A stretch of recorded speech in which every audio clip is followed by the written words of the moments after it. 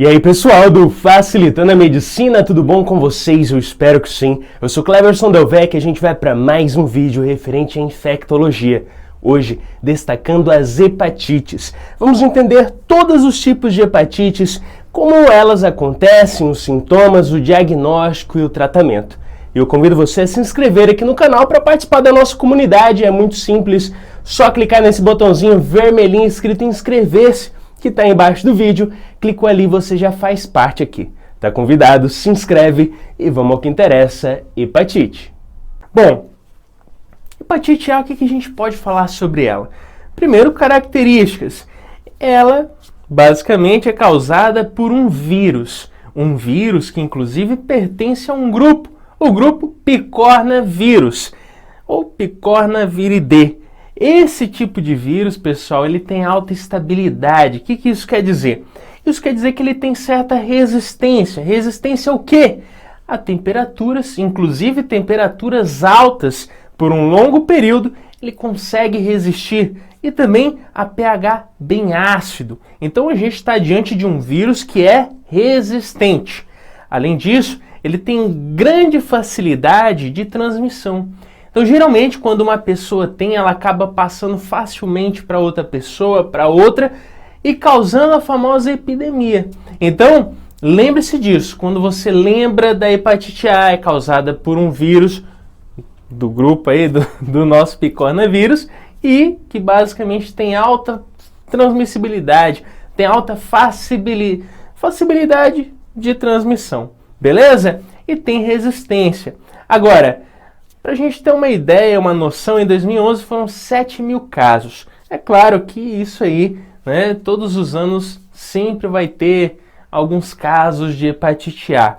Não só no Brasil, mas no mundo. Mas eu tenho que destacar para você, como que se transmite esse problema? Como que se transmite esse vírus? Através da transmissão a gente consegue entender quais são as populações alvo dessa hepatite A. Bom, a transmissão é fecal-oral. Aí você fala, como assim? Comer cocô? Claro, né, pessoal? Ninguém come cocô. O que acontece é uma transmissão fecal-oral, onde fezes com vírus de uma pessoa acaba contaminando água e alimentos. E outra pessoa vai lá e ingere essa água e alimento contaminado. Aí logo a gente pensa o quê? Populações mais pobres. Aí você fala, poxa, tá chamando pobre de porco? Não, né, pessoal? Quando a gente fala de regiões pobres, pessoas mais pobres, logo a gente lembra do Brasil, que na verdade não só abrange pessoas pobres, mas pessoas de classe média que vivem em regiões que não têm o quê? Saneamento básico. Ou seja, não tem esgoto, tratamento de esgoto, a pessoa defeca em qualquer local, essas fezes podem contaminar água e alimentos que outra pessoa vai lá e ingere. Então logo a gente lembra de países subdesenvolvidos, países sem tratamento de esgoto, que inclusive na minha cidade não tem, talvez na sua também não tenha tratamento adequado. E aí a gente já sabe essa problemática do Brasil. Belezinha? Então transmissão fecal-oral é o problema da falta de higiene, é o problema da falta de saneamento básico, onde fezes de uma pessoa contaminada acaba contaminando outro local, né, água, alimento, e outra pessoa vai lá e ingere essa água e esse alimento. E aí eu destaco logo crianças. Crianças que, óbvio, não tem noção da higiene, não tem noção de nada. Ela vai mexer ali no local, né, na areia, vai brincar com tudo que é coisa, pegar em água, enfim, brinca até em poça, em lama e acaba levando a mão à boca. Isso é uma das formas também. Então é muito comum em crianças. E obviamente essa criança lá na casa dela pode passar isso aí para os pais e os pais passar para outras pessoas. Isso é muito comum. Mas como que acontece, pessoal, o processo desse vírus no nosso corpo? De uma forma bem simples. A pessoa entrou em contato com o vírus da forma fecal-oral. Ou seja, uma pessoa contaminada defecou em algum local que vai contaminar água e alimentos. E essa outra pessoa vai lá e entra em contato com essa água e esse alimento, levou à boca, ingeriu, beleza. O vírus estava ali, entrou em contato, vai para o trato digestivo. Lá no trato digestivo, o que vai acontecer? Esse vírus vai se multiplicar ali na região do intestino. Logo, ele alcança a corrente sanguínea, ele chega até o fígado pelo sistema porta e ali no fígado ele vai causar lesão. Vai causar lesão, vai causar necrose do parênquima hepático e uma das características é que vai chegar muitas células de defesa na região do fígado, principalmente as células de Kupfer. Então as células de defesa vão para aquela região a fim de sanar esse prejuízo que esse vírus está causando, né? Esses danos ao parênquima, à estrutura do nosso fígado. Aí você fala, beleza, já entendi aí o que é o vírus, já entendi a transmissão, já entendi como que ele causa dano ali no fígado e tal, mas o que essa pessoa sente? Quais são os sintomas? E aí eu destaco para você, primeiro de tudo, o período de incubação. O período de incubação desse tipo de vírus aí no corpo humano é de 10 a 50 ou 60 dias. Mas eu destaco para você que grande parte das pessoas são assintomáticas. E aí que está o perigo, porque ela tem esse vírus e não sabe. E aí ela vai continuar os hábitos da falta de higiene, que vai aí gerando uma epidemia naquela região, vai gerando, né, várias pessoas vão adquirindo, no caso, esse vírus. E aí o problema do saneamento que a gente falou. Mas qual é o quadro que o paciente que é sintomático vai apresentar? Muitas vezes são características inespecíficas, são febre, mialgia, aquela dor no corpo, o paciente fica, né, uma situação realmente ruim, fadiga, mal-estar, às vezes náusea, às vezes vômito, mas ele pode evoluir, nem todo mundo evolui, para um quadro ictérico, ou seja, vai apresentar icterícia. Se você não sabe o que é icterícia, é ficar com as mucosas e a pele amarelada, ou seja, é um quadro onde existe um dano hepático e devido a isso existe esse quadro da icterícia, ou seja, a pessoa fica amarelada, fica ali com os olhos amarelados, fica com a mucosa amarelada, enfim. Outro quadro também é aquela urina mais escura. Também as fezes vão ficar ali um pouco mais, como eu posso dizer, mais esbranquiçadas ou sem cor. Esses são os quadros que a gente caracteriza quando analisa os sintomas de uma pessoa com hepatite A. Agora, o diagnóstico? Bom, o diagnóstico, o paciente vai chegar ao médico, ele vai ver o quadro clínico, isso vai ajudar. Mas como são características muito inespecíficas, como a gente falou, febre, dor no corpo, isso é muito característico de vários outros problemas virais. Então, a gente pode ir para parte do laboratório. E aí a gente faz ELISA, né? ELISA pode ajudar, IgG, IgM e também o PCR, apesar que o PCR é um pouco mais caro. Então a gente usa esses outros para fazer essa análise aí do paciente. Aí eu falo para você, tá, vimos praticamente tudo aqui resumido, mas qual é o tratamento? Bom, ainda não tem um tratamento específico para resolver esse problema. Então ele é mais o quê? É mais sintomático, né? A gente espera, né, um suporte a esse paciente, analgesia, né, um quadro de hidratação adequado e, claro, né, fazer um acompanhamento dele para que esse corpo consiga, ali, de certa forma, por meio do sistema imunológico, combater esse vírus. Mas, apesar de não ter um tratamento específico, nós temos uma prevenção. Qual é a prevenção? Vacinação. Sim, existe a vacina para a hepatite A, que pode ser a salvação para você nunca passar por esse probleminha. Então, pessoas que, né, não tem ainda, não teve, né, o processo da vacinação, é uma saída, né, para tentar ajudar esse paciente. Lembrando que ela é muito mais comum em regiões subdesenvolvidas. Então, se a gente sabe que a pessoa vive em regiões assim, é preferível que sim tenha uma prevenção, né? Não só na vacinação, mas a gente tem métodos aí que podem ajudar. Se a gente fala que uma das formas de se evitar, né, a vacinação, a gente também destaca a prevenção por meio de higiene. Se a gente sabe que a falta de higiene e a transmissão é fecal-oral por alimentos e água contaminados, o que a gente fala? Ferver bem a água, né, uma água tratada, evitar locais insalubres, cuidar bem ali da higiene das mãos, do corpo, né? Tudo isso é uma das formas da gente evitar entrar em contato ou de sofrer com essa hepatite A. Hepatite, primeiro as características. Características de hepatite B, a gente fala que ele pertence a um tipo de grupo ali de vírus, Hepadinaviridê. Esse tipo de vírus a gente destaca que o vírus da hepatite B, ele é de DNA, um DNA onde a gente vê que a sua estrutura vai ser ali esférica e de certa forma ele vai apresentar alguns antígenos na sua estrutura.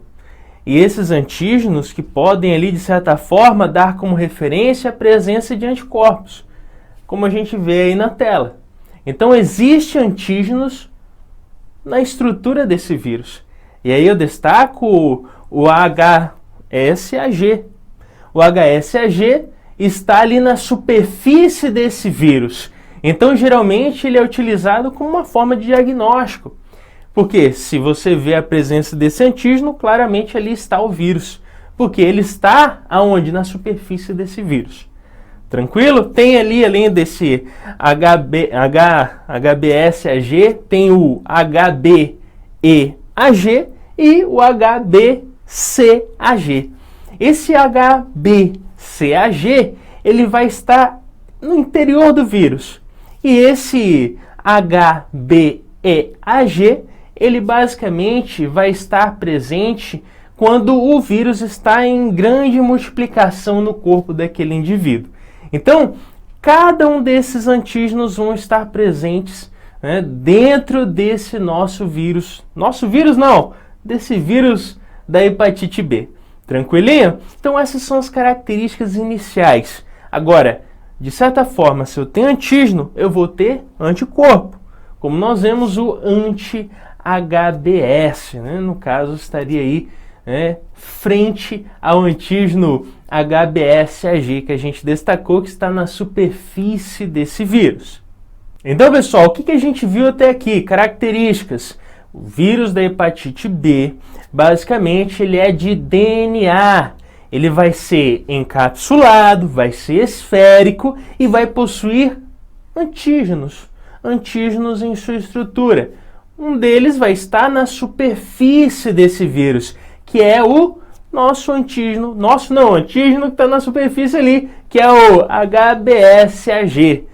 Que inclusive, se você vê ali como uma forma de diagnóstico, você vê a presença desse antígeno, claramente o vírus vai estar presente nessa pessoa. Tranquilo? E se eu tenho antígenos, eu vou ter os anticorpos em destaque, né, como resposta a esses antígenos que a gente destacou aqui. Belezinha? Agora, como que se transmite esse vírus?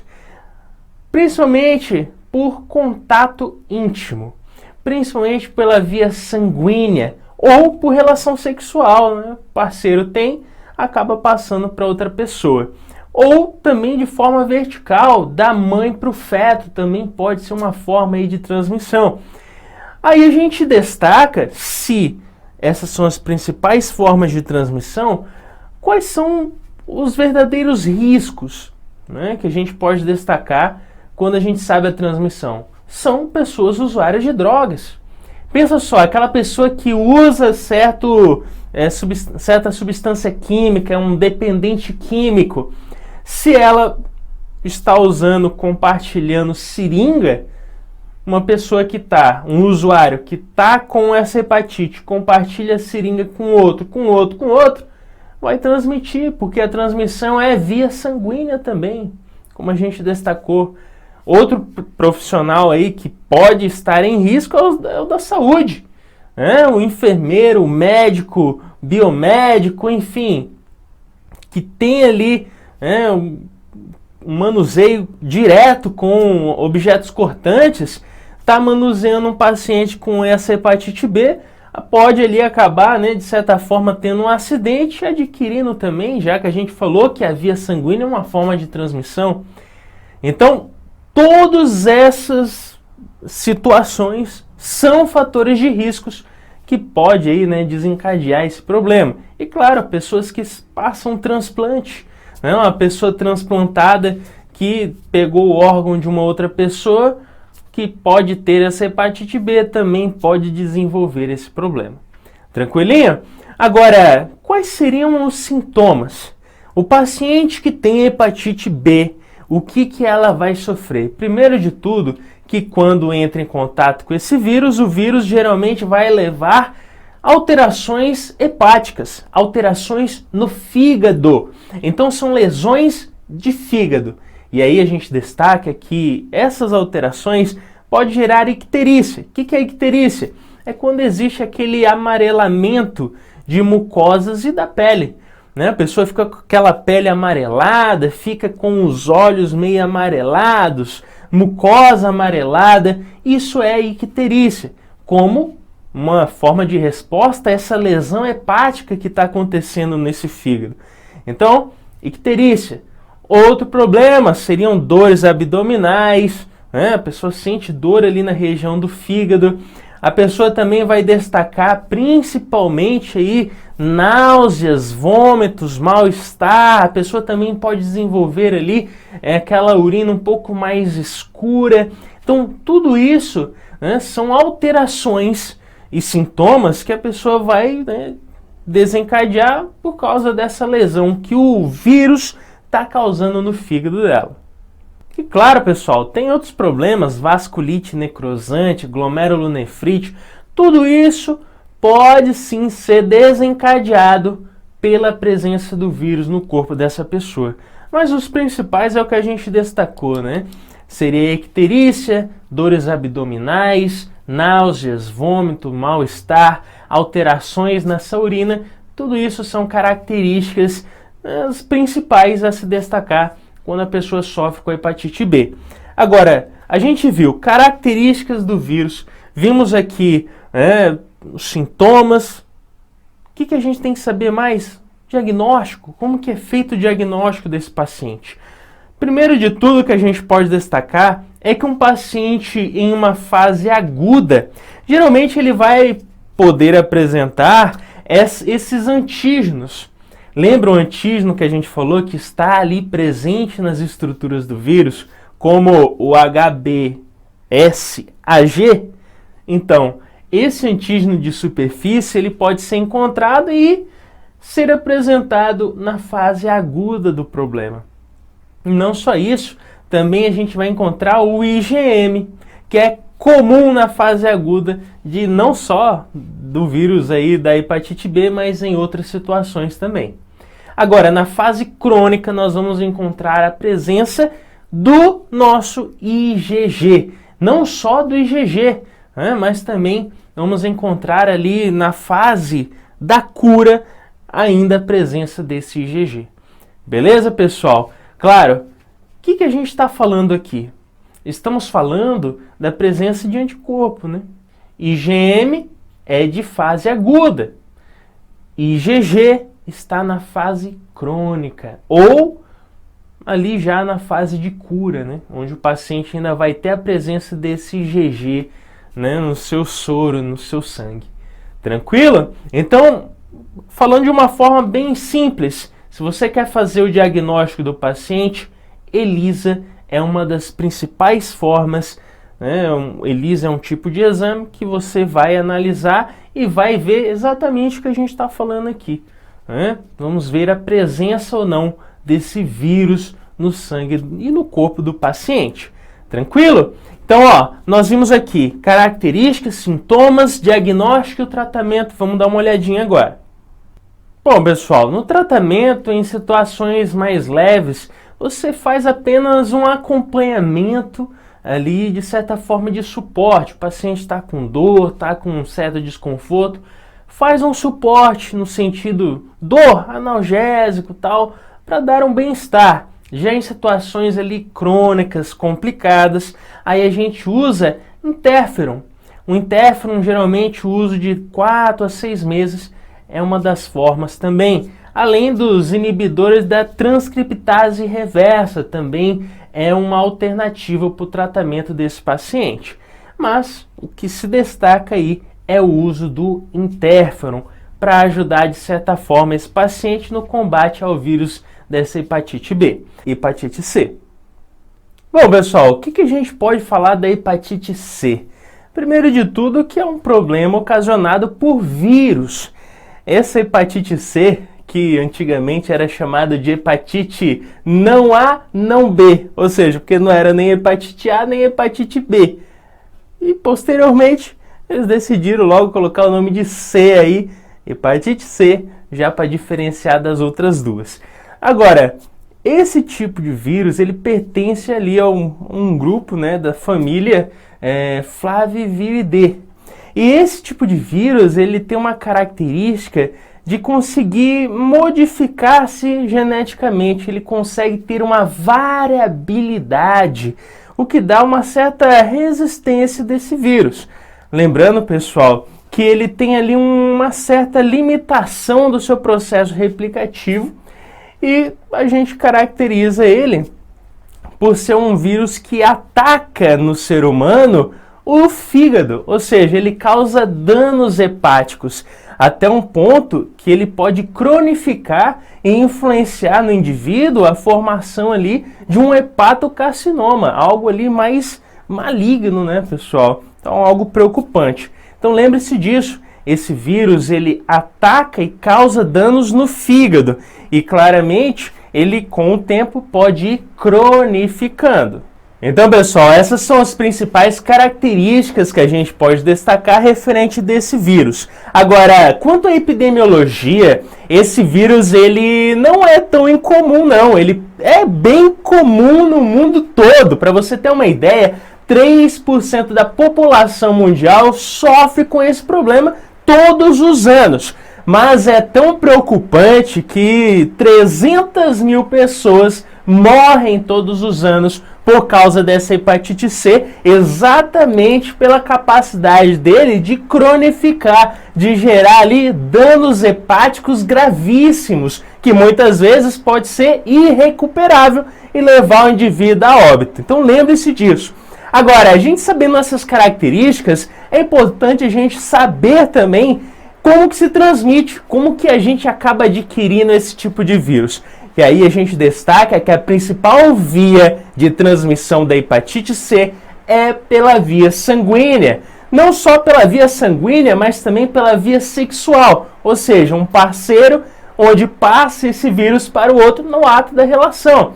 E, claro, a vida promíscua aí é um dos fatores que pode colaborar para, né, transmitir esse vírus de uma pessoa para outra. Tem relação com uma, com outra, com outra, com outra, com vários parceiros sexuais, pode acabar adquirindo esse tipo de vírus. E também a gente pode destacar da passagem da mãe para o filho ali no processo de desenvolvimento do feto. Agora, se a gente sabe como se transmite esse problema, a gente sabe os principais alvos e os principais riscos, que a gente começa falando dos usuários de drogas. Por que usuário de droga? Porque geralmente eles compartilham o quê? Seringa, pessoal. Se a gente falou que a via de transmissão é sanguínea, se você está compartilhando seringa, o risco ali é elevadíssimo. Se não é, né, praticamente 100%.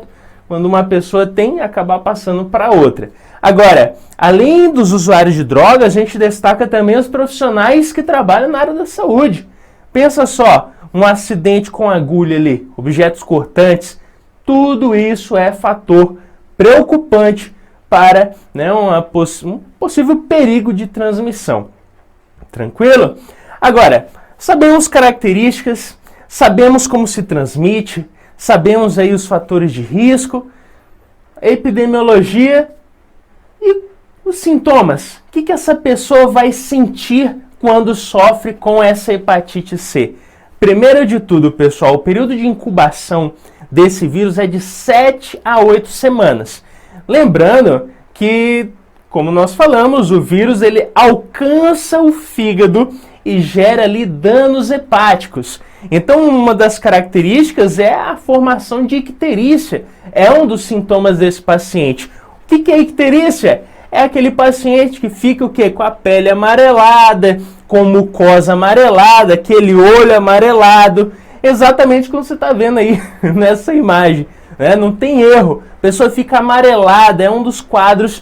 E também apresenta coceira, que é um quadro aí meio que advindo junto com essa icterícia que o paciente vai sofrer. Agora, além da icterícia, a gente destaca que o paciente vai ter perda de peso, vai ter ali dores musculares, enfim, vai ser, né, um mal-estar, um desconforto, exatamente pelos danos que esse vírus está causando naquele corpo, principalmente com um alvo que você não pode esquecer, que é o fígado. O fígado é o principal alvo desse vírus. Agora, e o diagnóstico? Como que a gente consegue chegar nesse paciente um diagnóstico específico? Bom, quadro clínico ajuda, né? Icterícia, o mal-estar que o paciente vai relatar, mas também a gente destaca os exames de laboratório. Por exemplo, ELISA, né? Você faz o teste de ELISA, vai ajudar. Tem esse Webster também, mas a gente destaca o PCR. Só que esses são exames mais caros, pessoal. O PCR é mais caro. Então, muito melhor você utilizar o ELISA, que também é algo ali exato, específico, que vai dar o diagnóstico desse paciente de forma direta. E o tratamento, pessoal? Como que a gente trata esse paciente? Vamos dar uma olhadinha agora. Bom, pessoal, quando a gente fala de tratamento, nós temos que lembrar que o principal alvo do tratamento para hepatite C seria os pacientes que estão numa situação crônica já dessa enfermidade, né? E aí a gente destaca os imunomoduladores e também antivirais. Mas indo logo ao ponto, interferon gama. O interferon gama é primordial para ajudar esse tipo de paciente, exatamente porque esse interferon gama atua sobre as células NK, as natural killer. E essas células elas têm capacidade exatamente de atuar sobre as células infectadas, destruindo elas. E assim você acaba ajudando no tratamento desse paciente. Mas como eu destaquei, o principal alvo são aqueles pacientes que estão em um estado ali, ó, cronificado, no caso dessa hepatite C. E claro, falou em hepatite C, lembre-se sempre de dano hepático, dano no fígado. É o principal alvo do corpo humano desse vírus danado aí. Beleza? Hepatite D e hepatite E. Beleza, pessoal. Agora destacando a hepatite D. Primeiramente, essa hepatite D, o que é isso? É um problema ocasionado por um agente. E quem é o agente causador da hepatite D?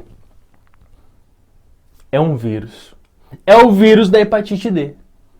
E esse vírus, pessoal, também era chamado de agente delta antigamente, né? Ou ainda pode ser chamado, né, vírus da hepatite D ou agente delta. E esse vírus, pessoal, ele tem a característica de ser de RNA fita simples, com uma polaridade negativa. Agora, tem um fator aqui que é fundamental e que vai ajudar você a não esquecer sobre esse vírus e sobre essa hepatite D. E o que é que eu estou falando aqui? Esse vírus da hepatite D, ele tem uma dependência. Aí você fala, como assim dependência? É que o vírus da hepatite D, ele só consegue se replicar se eu tiver a presença do vírus da hepatite B. Ou seja, se eu não tiver o vírus da hepatite B, eu não tenho replicação e a presença do vírus da hepatite D. Tranquilo? Então guarde isso. O vírus da hepatite D depende do vírus da hepatite B, B de bola, B, para que ele consiga replicar. Beleza?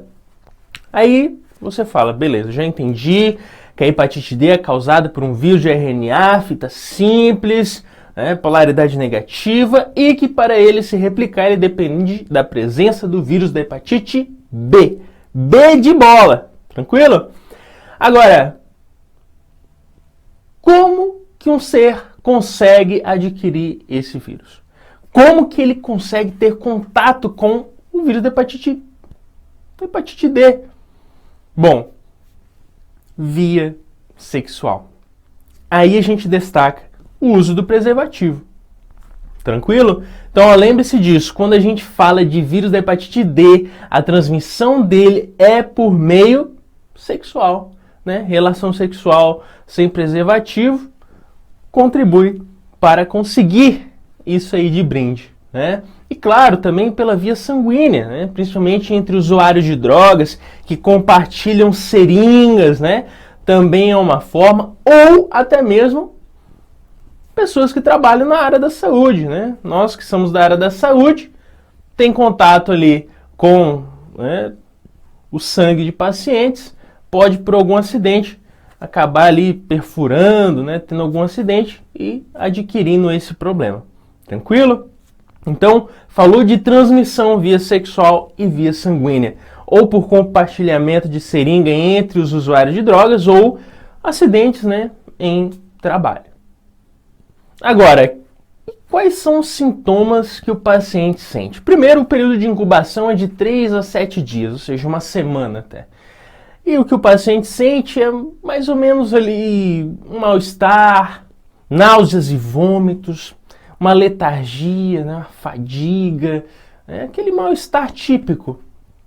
E claro, em algumas situações onde há um acometimento hepático do fígado, né, obviamente, teremos uma icterícia, onde esse paciente vai ter o que? As mucosas e a pele meio amarelada. Tranquilinho? Então guarda isso daí. Agora, a gente destaca o diagnóstico, ele é feito por meio de ELISA, onde a gente vai o quê? Ver a presença desse vírus da hepatite D, né? Ou melhor, anticorpos, né, que vão estar agindo contra esse agente. Agora eu chamo sua atenção. Lembra que a gente falou aqui agora há pouco no início do vídeo que esse vírus da hepatite D, ele só consegue se replicar se eu tiver a presença do vírus da hepatite B? Então, se num diagnóstico, um exame ali de laboratório, você vê anticorpos para o vírus da hepatite D, obviamente a gente já sabe que esse indivíduo vai ter, provavelmente, né, ele pode ter ali a presença do vírus da hepatite B. Tranquilo? E o tratamento? Como que a gente faz o tratamento? Bom, pessoal, não existe um tratamento específico para combater esse vírus. O que faz é sintomático, você vai tentar ajudar no mal-estar, na dor do paciente. Mas se você quer combater esse agente, você tem que fazer o quê? Vacinação. Vacinação? Tem vacinação para vírus da hepatite D? Tem vacina para hepatite B. E como a gente falou que sem o vírus B nós não teremos o D se replicando, vacina com, né, para hepatite B.